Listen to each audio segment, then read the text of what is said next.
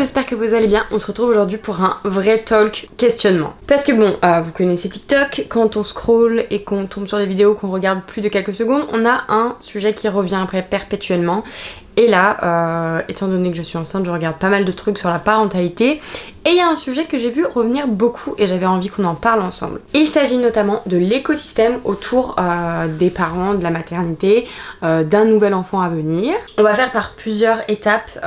En premier, j'aimerais qu'on parle de ce qu'on appelle le village, puisque c'est un terme qui revient assez régulièrement quand on parle d'écosystème, puisque le village, en gros, c'est ce qui fait référent à l'idée que, en gros, le couple ou la femme ne soit pas seule à vivre tout simplement ce moment-là, donc la naissance, le postpartum, même en soi la grossesse. C'est avoir un réseau de soutien bienveillant et surtout actif. Et en fait l'expression le village, ça tire de autrefois où du coup on disait que le village était toujours solidaire envers, en tout cas l'image que se fait de la chose était vraiment solidaire autour des naissances. Donc ça comprend concrètement le cercle intime, ce qui est partenaire, famille, amis, qui soutiennent, qui vont prendre le relais, qui écoutent, qui accompagnent, qui aident, je sais pas, dans les tâches ménagères, à préparer des repas en avance, à faire de la garde d'enfants quand par exemple il y en a plusieurs avant la naissance du bébé en question. Et on parle aussi du cercle professionnel qui va comprendre tout ce qui est gynécologue, sage-femme, ostéo, kiné, maintenant il y a beaucoup de choses, on a aussi les doulas, les psychologues, les associations de mamans, et maintenant avec l'ère numérique on a aussi le cercle élargi, donc c'est tout ce qui va être un peu contenu sur les réseaux sociaux par rapport au contenu éducatif, les podcasts qui te font sentir aussi moins seul par rapport à beaucoup de sujets qu'avant étaient beaucoup plus tabous et qu'on gardait vraiment dans le cercle restreint. Et le village concrètement ça a plusieurs objectifs, donc j'en ai un peu noté 4. On a se sentir soutenu et entouré, pouvoir demander de l'aide sans culpabilité, un soutien actif avec des actions et aussi ce qui aide à trouver sa place dans la maternité. Et donc au fil des générations, au fil des années, c'est quelque chose qui a l'air de se perdre et on va du coup parler dans cette partie-là de ce qui fait que l'image qu'on a du village devient bien plus individualiste. Et en gros c'est tout simplement le résultat du fait que la société s'est transformée, notamment socialement, culturellement parlant et économiquement ces dernières décennies. En premier on a un éloignement géographique des familles, que ce soit pour les études, que ce soit pour le travail, on a tendance à beaucoup plus bouger que par exemple à l'époque où tout le monde était dans le village, dans des plus ou moins grande ville et était à une distance plus ou moins raisonnable. La notion aussi de famille est plus réduite dans le sens où avant, vu que les familles étaient proches, on avait les parents, les grands-parents, les frères, les sœurs, les oncles, les tantes. Vraiment, on avait un écosystème qui était beaucoup plus grand que maintenant où la famille proche se résume aux parents et les enfants. Et grands-parents dans la limite du raisonnable. Dans le sens où même les grands-parents maintenant sont bien plus libre, mais on en reparlera plus tard dans la vidéo. On a un constat aussi, c'est que notre mode de vie a évolué, est devenu beaucoup plus productif et plus basé sur la performance. Donc on en a pas mal parlé sur mon ancienne chaîne YouTube où notamment j'en avais parlé vis-à-vis des girl boss, des femmes qui réussissent sur tous les domaines, familial, couple, travail, etc. La pression que ça pouvait être, bref, tout ça, donc on va pas en reparler maintenant, on en reparlera peut-être un autre jour, je ne sais pas. Mais du coup, c'est ce qui fait qu'on prône beaucoup tout ce qui est autonomie, indépendance, le travail, la rentabilité. Et ce qui fait que du coup, le fait de demander de l'aide, maintenant, c'est comme toucher à notre ego et se dire que si on demande de l'aide, c'est qu'on ne réussit pas. Et ça va à l'encontre de la vision de la société actuelle. On a également aussi une perte de savoir transgénérationnel. C'est-à-dire par exemple les transmissions directes de mère, tante, sœur à leur suite. Par exemple, je sais pas, moi j'ai déjà eu un enfant, ma sœur va avoir un enfant, je lui transmets certaines choses. C'est vrai que ça devient de plus en plus rare. Et en gros, du coup ça guidait les jeunes femmes tout simplement vers leur future maternité et à savoir à quoi s'attendre quand c'est leur premier enfant, et même parfois pas forcément que le premier enfant puisque toutes les grossesses et tous les enfants ne sont pas les mêmes, donc les choses ne se passent pas de la même manière. Maintenant on est un peu sur c'est un peu ce que j'ai ressenti moi pour ma première grossesse, c'est qu'on est sur des postpartum où t'es un peu livré à toi-même, où t'as pas de repères, etc. Et quand tu vas regarder après sur internet, t'as un nombre incalculable de réponses, mais du coup tu es perdu dans un flot d'informations, tu sais plus ce qui est vrai, ce qui est faux, ce qui a évolué aussi, qui revient pas mal aussi, c'est le tabou vis-à-vis de la vulnérabilité pendant la maternité, qui du coup entre également en opposition avec le point précédent qui fait référence au fait de vouloir tout réussir et à ce que la société demande qu'on fasse finalement. Et même si la parole s'ouvre bien plus, que ce soit sur le baby blues, sur la dépression postpartum, sur la fatigue, sur la solitude qu'on peut ressentir quand on vient d'accoucher, et le fait qu'il faut rester fort face à tout ça, et que du coup, comme on en revient au point précédent, c'est pas quelque chose qui est valorisé, donc on essaye de le mettre sur le tapis. On a également un système social qui est peu adapté, dans le sens où par exemple les congés paternité et les congés maternité sont assez courts ou et mal rémunérés. On a aussi des structures de soutien qui n'ont pas forcément les moyens pour mettre toutes les actions en place. Et on a le poids du ce qu'on appelle du care de la mère, le fait de bien faire, le fait d'être aux petits soins, voilà, je cherchais mes mots, qui au final tient que sur la mère et donc fait que c'est une charge mentale assez conséquente. On est donc maintenant sur une société qui favorise bien plus le côté indépendant, le côté débrouillardise, plutôt que l'interdépendance. Mais on va pas se le cacher, finalement élever un enfant c'est quand même un acte collectif, puisque c'est pour, entre guillemets, faire de nouveaux petits êtres qui vont faire que notre société future sera meilleure ou non d'ailleurs. Et ce qu'on oublie aussi, c'est que toute personne qui interagit dans la vie d'un nouvel enfant, lui apporte certaines choses, fera que la construction de l'enfant sera de plus en plus, construite, de plus en plus étoffée. Et c'est vrai que là, juste par exemple, la mère et le père ne peuvent pas tout apporter à l'enfant, parce que du coup certaines autres personnes rentrent en ligne de compte pour apporter d'autres choses que le père et la mère ne peuvent pas faire. Et maintenant on est dans une société également où il y a beaucoup plus de familles monoparentales, et bien du coup c'est encore plus compliqué parce que la mère ne peut pas apporter tout ce qu'un village pourrait apporter tout simplement à un enfant. Un groupe de personnes qui est beaucoup critiqué dans toutes ces vidéos de parentalité, c'est les grands-parents. Et ce qui revient le plus en termes négatifs, c'est le manque d'empathie, le manque d'investissement, de soutien, et que finalement en fait les grands-parents de nos générations ont plus envie de tenir leur rôle de grands-parents. Et ça je l'ai constaté dans de nombreuses vidéos, que ce soit des femmes ou même des hommes, enfin donc des pères qui en parlent. D'ailleurs j'étais très étonnée de voir tout simplement des pères parler de ce sujet là, parce que c'est vrai que jusqu'à maintenant c'est un truc, les hommes parlent peu de la parentalité, puisqu'il y a jusqu'à quelques années, les hommes n'étaient pas autant impliqués dans la venue d'un enfant. Et c'est pour ça souvent que dans les villages, on parle surtout des mères, tantes, sœurs, voisines, amies, etc. Parce que c'était quelque chose qui restait dans le cercle finalement féminin. Et par contre, ça c'est un très bon point que du coup les hommes s'immiscent dans ce domaine-là, parce que ça les concerne aussi. Et je suis notamment tombée par exemple sur le compte de Véro Lambrouille. Franchement, cette nana, vraiment, elle remet en place les choses, recontextualise vraiment extrêmement bien l'écosystème tout simplement autour de la maternité, même si elle parle pas que de ce genre de sujet-là, mais je suis tombée sur de nombreuses vidéos où elle faisait des réponses à des questions que les gens disaient, posaient, ou tout simplement des avis que les gens partageaient, notamment les grands-parents. Et en fait, par exemple, là, l'image qui casse, c'est que, par exemple, pour ma génération, dit comme ça, c'est un peu, ça pique.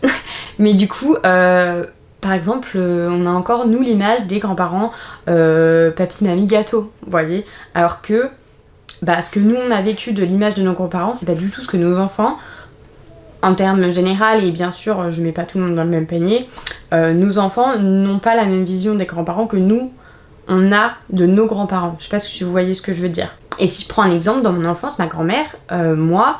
Bon, à partir de, je sais plus exactement quel âge j'avais, mais elle était tous les jours à la maison. Que ce soit pour aider au trajet à l'école, que ce soit pour faire des courses, que ce soit pour faire à manger, pour faire des devoirs, pour nous emmener à des activités extrascolaires. Elle participait littéralement à tout. Après, moi je viens d'une famille nombreuse, puisqu'on est 5 enfants, donc c'est sûr que de pouvoir compter sur le soutien, du coup, de ma mère, par sa mère, c'est extrêmement, voilà, enfin je veux dire à l'heure actuelle faire 5 enfants, clairement moi c'est pas moi qui le ferais.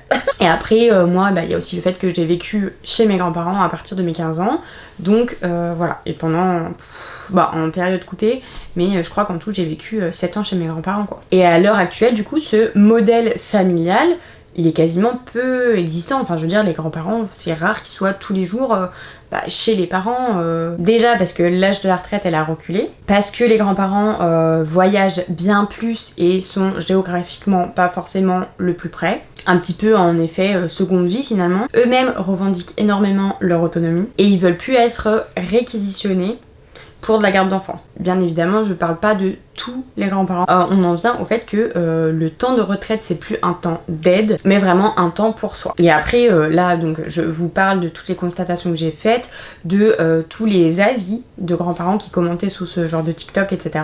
Et du coup ça peut être légitime, mais les liens familiaux du coup sont redéfinis. Les liens familiaux ou plutôt les équilibres familiaux. Et on se retrouve pas mal dans une friction générationnelle, avec aussi des modèles éducatifs qui sont totalement différents, puisque en quelques décennies il y a beaucoup de choses qui ont changé et donc les deux parties finalement s'opposent un peu. La famille elle est plus au centre de la vie collective. Avant on avait un noyau d'entraide alors que maintenant on cherche plus un épanouissement individuel.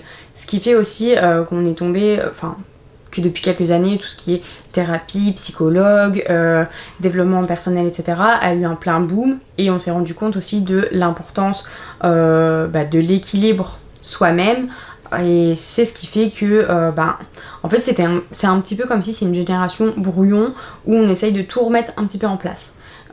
Du coup c'est vrai que c'est un petit peu le bazar. Et du coup ce côté individualiste forcément ça déséquilibre tout, notamment du coup dans l'équilibre familial. Et il y a beaucoup de parents qui reprochent à leurs propres parents de pas s'investir et qui avaient littéralement des vraies guéguerres au sein des familles. Et du coup pour donner un petit peu quand même mon avis sur la question, j'ai repris certains des commentaires que j'ai vus, donc que j'ai vus sous les posts dont je vous ai parlé précédemment, et vous parler un petit peu moi de ce que j'en pense. Oh là là, je t'entends monter les escaliers hein. Qu'est-ce qu'il y a? Tu rentres? Oui. Qu'est-ce qu'il y a? Regarde ma voiture, elle est belle? Oui, elle est super belle. Oh waouh, magnifique. Elle est plus belle que l'autre? Non, les deux, j'aime bien. Et donc je vais vous lire des commentaires que j'ai vus, notamment un où la personne dit « Je veux bien m'occuper de mes petits-enfants, mais il n'y a pas écrit garderie non plus.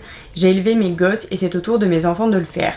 De temps en temps pour aider ponctuellement, mais pas H24. » On avait aussi « Je serais d'accord pour une soirée ou une journée de temps en temps, mais franchement, pour être honnête, je n'ai aucune envie d'être... » Salut les petits birds. Oh, mais je peux pas m'en sortir entre l'enfant et le mari, là. Oula. Oust. Oula, je m'en sors plus. Je bégaye un petit peu. Mais... Coucou, maman. Ça suffit, les deux loustiques. Allez, tchuss. Oh là là.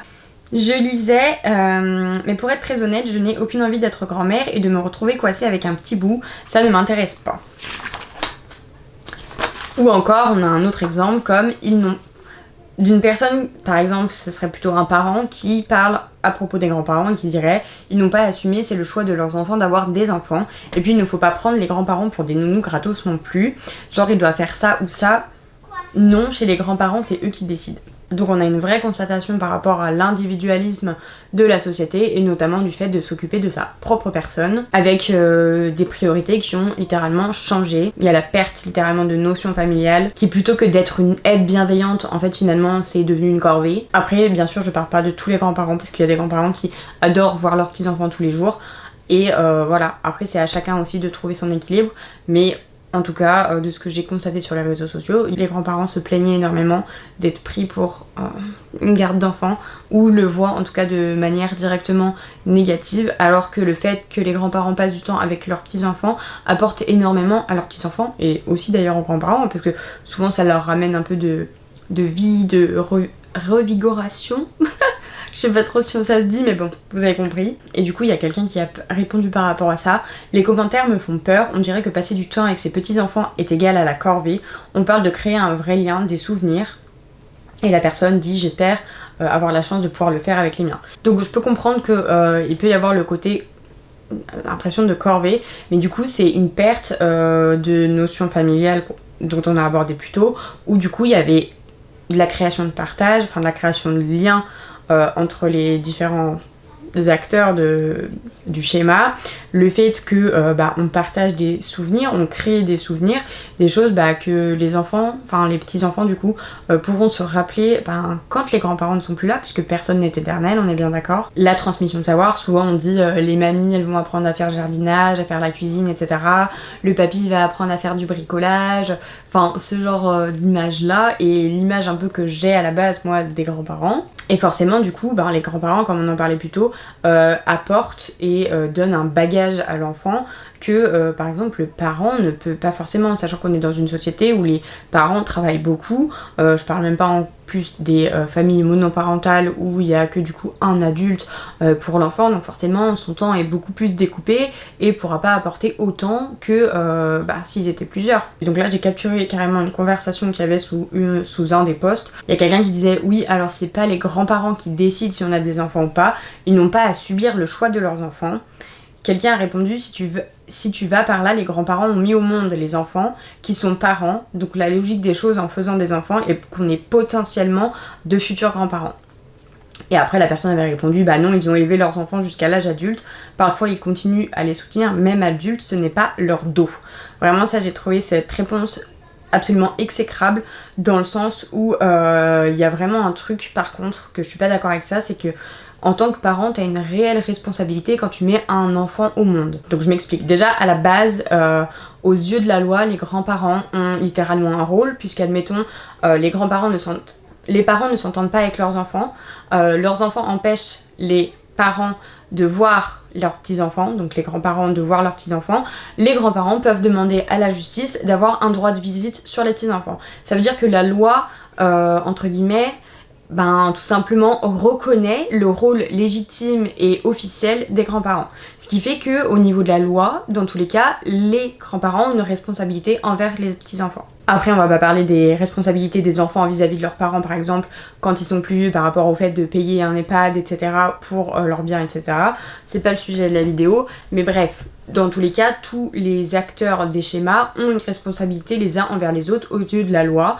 Donc ça prouve bien qu'il y a quand même quelque chose qui est important dans cette équation-là, et que même si la société a évolué, en gros, les grands-parents sont reconnus aux yeux de la loi comme ayant quelque chose à faire dans l'éducation des enfants. Sinon, ça ne passera pas devant la loi du fait que les grands-parents aient un droit de visite sur l'enfant. C'est que forcément, ils apportent quelque chose. Du coup, il y a aussi la notion de responsabilité éthique dans le sens où quand tu deviens parent, littéralement, tu sais que tu vas mettre quelqu'un au monde qui peut lui-même mettre quelqu'un au monde. Là-dessus, on est d'accord, c'est la logique.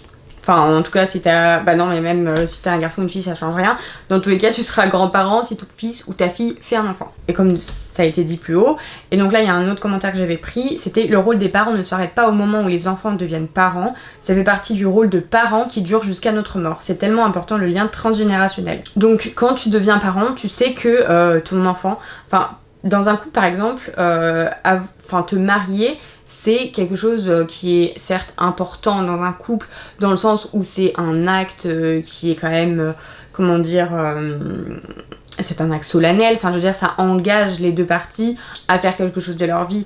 Mais par contre, l'acte d'avoir un enfant, c'est encore, entre guillemets, je dis pas pire dans le sens où c'est pas bien, mais c'est un acte qui t'engage jusqu'à ta mort. Tu seras toujours relié à la personne parce que tu as un enfant en commun. Enfin je veux dire, les gènes, ton sang, ton ADN, tout... vos deux responsabilités seront toujours engagées par rapport à cet enfant. Donc tu pourras jamais, admettons, faire un enfant avec quelqu'un, quand t'es quelqu'un de bien, parce qu'on va pas parler des géniteurs qui disparaissent ou des mamans qui disparaissent, mais bon bref, ou génitrices parce que du coup c'est pas des mamans. Du coup tu sais que quand t'as un enfant, tu t'engages pour le reste de ta vie. Et même si avec l'âge ton enfant gagne en autonomie, que forcément à l'âge adulte il va faire ses propres expériences, qu'il va partir du cocon familial, qu'il va aller vivre peut-être ailleurs, ou pas d'ailleurs, parce que t'en as qui partent très tard de chez leurs parents, mais qu'à un moment donné forcément t'auras moins à t'occuper de ton enfant, il sera toujours sous ta responsabilité. Et d'ailleurs on le constate souvent avec la société actuelle. Par exemple, quand tu perds un emploi, t'as eu combien de jeunes adultes ou adultes qui sont retournés vivre chez leurs parents parce que tout simplement ils avaient plus un péco et que c'était leurs parents c'est ton enfant, tu vas pas laisser ton enfant à la rue, t'as pris la responsabilité de mettre un enfant au monde, donc tu vas pas le laisser croupir quoi. Et donc le fait de faire un enfant, c'est prendre la responsabilité que jusqu'à la fin de ta propre vie, tu sois là pour ton enfant. Parce que c'est pas ton enfant qui a demandé finalement de venir au monde, c'est toi qui l'a choisi, c'est toi qui as dit ok je veux un enfant. Donc cet enfant lui il t'avait rien demandé. Donc à partir de ce constat là, c'est que c'est toi qui as été l'initiatrice de l'action, donc à aucun moment tu peux tout simplement dire à ton enfant bah non en gros tu te débrouilles maintenant t'es grand. Oui mais non en fait si je suis grand maintenant c'est parce qu'à un moment donné toi et papa ou papa et maman ont fait voilà et que je suis là. Et je trouve qu'en tant que femme c'est encore plus parlant dans le sens où la mère va tomber enceinte donc elle va procréer sa fille. Sa fille qui est dans son ventre va avoir déjà tout simplement ses ovaires. Donc ça veut dire que la grand-mère est enceinte, on va partir de ce principe là. La grand-mère est enceinte de sa fille qui a elle-même les ovaires qui sont déjà prêts pour sa future fille. Donc ça veut dire que dans une seule personne on a littéralement 3 générations. Et c'est pour ça qu'aussi on parle beaucoup de liens transgénérationnels dans les familles, parce que du coup, tout simplement, comment la grossesse s'est passée de ta grand-mère peut impacter littéralement comment toi tu es à l'heure actuelle. Et c'est pour ça aussi que dans tout ce qui est développement personnel, etc., on parle beaucoup de casser les liens transgénérationnels, parce que c'est quelque chose qui intervient énormément dans la perception des choses, dans les traumatismes qui sont tout simplement transmis de génération en génération, par ce biais-là finalement. On sait qu'à l'heure actuelle, notre génération est la génération qui répare nos parents. Et pour finir, parce que du coup il y aurait tellement de choses à dire, le conte de Véro Lambrouille souligne parfaitement bien le fait que un parent qui n'aime pas inconditionnellement son enfant ou qui a fait un enfant par pression sociale ne sera pas forcément un très bon grand-parent. Ça aura plus tendance à être des grands-parents déserteurs et à du coup pas tenir leur rôle et à dire ok c'est bon mon gosse il a 18 ans maintenant j'ai plus rien à faire ou plus rien à interagir dans la vie de mon enfant tout simplement. Parce qu'au final, là les grands-parents qui se plaignaient, dont j'ai pu admettons vous montrer les témoignages, c'est comme si tu te plaignais que ton enfant ait besoin de toi. Alors que c'est toi qui l'as mis au monde. Même s'il est adulte, tu te plains que ton enfant ait besoin d'aide. Alors oui, certes, c'est pour tes petits-enfants, mais en soi, c'est ton enfant qui a littéralement besoin d'aide. C'est pas ton petit-fils qui vient te dire, même si ça peut arriver, qui vient te dire qu'il a besoin d'aide. Là, c'est ton enfant qui vient lui-même, certes, d'avoir un enfant, mais qui est en période de vulnérabilité, et du coup, tu abandonnes ton enfant à sa propre période de vulnérabilité. Qu'il soit adulte ou non, le constat est littéralement le même. Et là-dessus, je suis extrêmement d'accord dans le sens où, quand tu fais un enfant, c'est pas pour au final te dire, ok, pendant 18 ans, je vais m'en occuper, et après, c'est comme s'il n'existait plus. Pardon, mais en fait, ça n'existe pas cette affaire. Ou alors, plus tard, faudra pas venir te plaindre que personne paye ton EHPAD, ok, mémé? Donc, mine de rien, c'est quand même un thème qui était assez complexe à aborder, et il y a tellement de choses, on a tous aussi pas les mêmes vies, pas les mêmes conditions, etc. Enfin, c'est quelque chose qui est assez complexe, et au final, qui, d'une famille à l'autre, ne sera pas géré de la même manière, parce que ça ne le peut pas de toute manière. Et du coup tout n'est pas blanc, tout n'est pas noir, et je serais hyper ravie d'avoir vos retours par rapport à ça, comment peut-être vous vivez la chose, comment vous voyez la chose, parce que ça se trouve, je veux dire, même en étant pas parent, on peut avoir une image, une prévisualisation de ce sujet là. Et je pense que étant donné qu'on est quand même dans une génération où les choses changent, forcément que si la communication n'est pas présente, ça va être encore plus compliqué puisqu'il y a énormément de réajustements sur tout, et ça en fait partie également. En tout cas, je suis ravie d'avoir abordé cette thématique avec vous, j'espère qu'elle vous aura plu, et j'attends vos petits avis en commentaire. Et en attendant, du coup, moi je vous fais des bisous, je vous dis à très vite dans une prochaine vidéo. Bye!